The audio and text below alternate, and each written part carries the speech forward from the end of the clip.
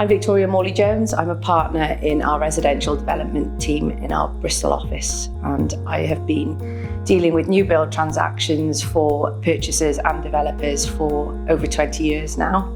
So today we're answering some frequently asked questions about new build properties and the difference between buying a new build property and a residential property. We've also done a separate video about purchasing a new build property, which is available here. In theory, purchasing a new build property should be quicker. It should be easier. The whole process is quick. It's on the premise of a 28-day exchange, and there's no chain involved. You're buying directly from a developer, so it minimises the risk of the transaction falling apart or there being any delays.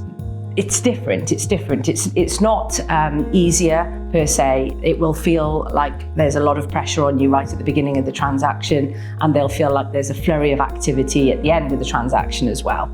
But there are also different nuances in purchasing a new build property that are not the same as purchasing a second-hand residential property. There's some benefits, there's incentives that the lenders will offer, such as payments for stamp duty, tiling, turfing. You've got the specification of your own property that you can pick exactly how you want to. There's the possibility of there being deposit payments made, gifted deposits, that kind of thing, which you wouldn't always get when you buy a second-hand property. There are possibilities of having a conditional exchange, so it means that you can get your property reserved, but if you've got any reservations or concerns, for example, about a mortgage product or the delay between exchange and completion, and the mortgage product may be expiring or needing to be altered, or your personal circumstance changing around that mortgage, a conditional exchange is something that some developers will consider. They don't like to, but it's always worth asking the question if you've got any concerns. It's also a different legal process.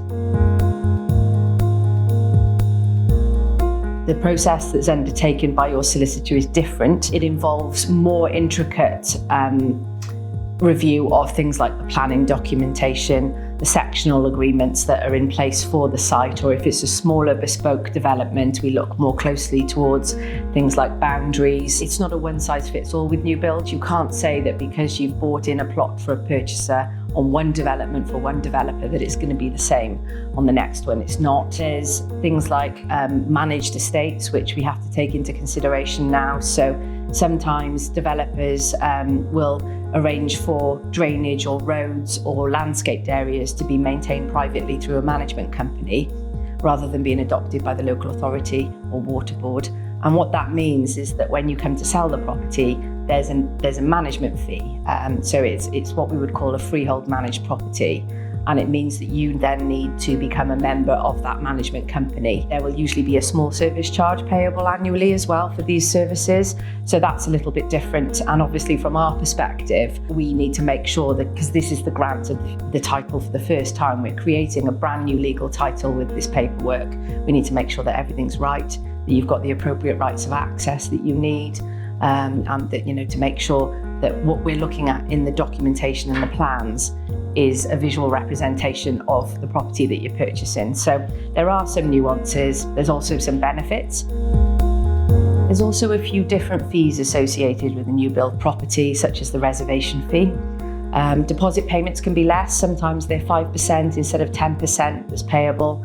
The solicitor's fees are quite often higher because there's a lot more work involved in purchasing a new build property. We're looking right the way through at the environmental elements, we're looking at the planning, we're looking at the infrastructure, we're literally starting from scratch. So there's a lot more work and there's a lot more paperwork to go through. I've touched on the estate fees, which are slightly different for new build developments. They are more common now, obviously, and it's a regular, frequent event over the last 20 years for new build developments, especially on bigger schemes. And then the other additional cost, which it's not a routine run-of-the-mill cost, would be for a professional snagging survey if you wanted to have that done when the property is physically constructed.